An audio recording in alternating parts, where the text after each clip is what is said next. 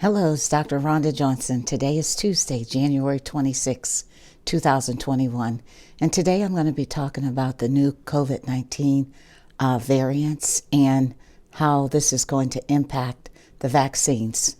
Well, we know that viruses are always mutating, folks, and they take on new forms. The coronavirus has thousands of variants that have been identified. And again, a variant is a virus that has been mutated.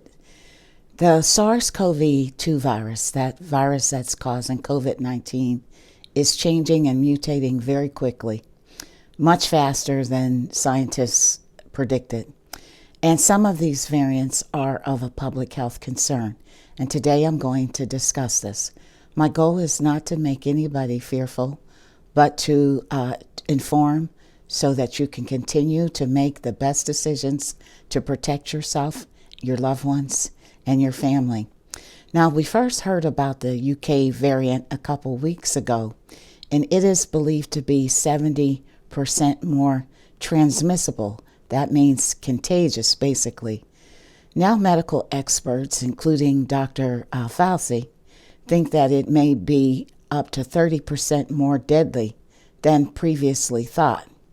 This is certainly not the news that we want to hear right now, folks. So again, prevention, prevention, prevention. Next, I want to talk about the South African variant. We're starting to hear a lot more about this variant. It's also known as the 501.V2 variant. Now, it's believed to be 50% more infectious than that original strain and has been detected in at least 20 different countries. So far, it has not been detected here in the United States. Now, the South African variant has mutations which have modified its spike protein. And remember, that's the protein that allows the virus to enter the cells. And they're concerned that it may make the COVID-19 vaccines less specific, meaning this virus may be able to escape the antibodies that are designed to destroy it in the bloodstream. And then there's the Brazil coronavirus variant. It's been confirmed now here in the United States officially by the Minnesota State Department of Health on Monday. And so far, we only have one confirmed case of the Brazil variant in the United States. Now, this one is really concerning. The Brazil variant has more than a dozen alterations, several of which are found on the virus's spike protein, again, that protein which binds to the cell.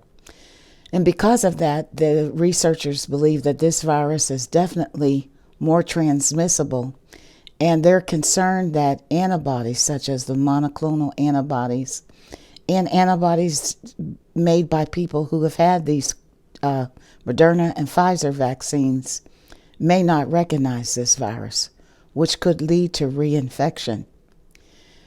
If that's not bad enough, there's this Denmark variant, which has been detected here in California, confirmed, and linked to outbreaks in nursing homes, jails, long-term care facilities, and even a hospital in the San Jose, Santa Clara County area of California.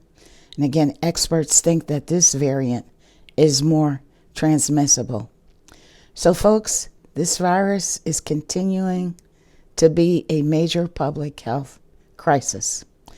So yesterday, both Moderna and Pfizer-BioNTech, those two big pharmaceutical vaccine manufacturers for the COVID-19 vaccine, said that their vaccines were effective. They were tested against the new coronavirus variants discovered in Britain and South Africa. But their vaccines may be slightly less protective against the South African variant.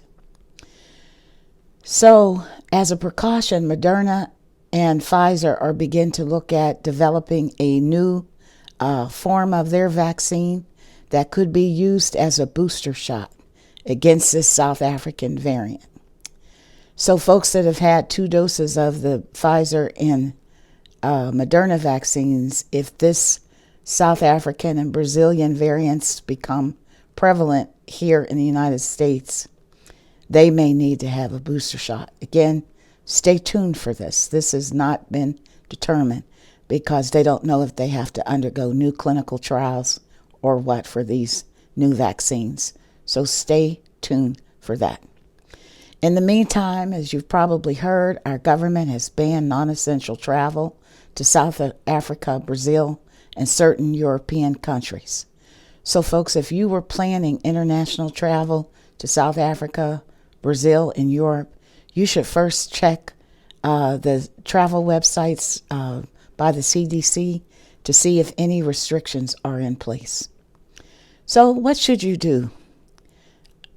These viruses continue to evolve, so we have to evolve too. We have to revisit our mask wearing, making sure that our masks are properly fitting. If you're wearing reusable, washable masks, make sure that they're not too old. Maybe it's time to revisit getting some new masks. If you're going to buy masks, make sure that they have multiple layers.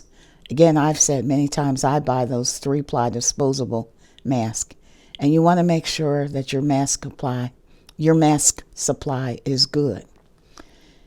You should be actively avoiding crowds.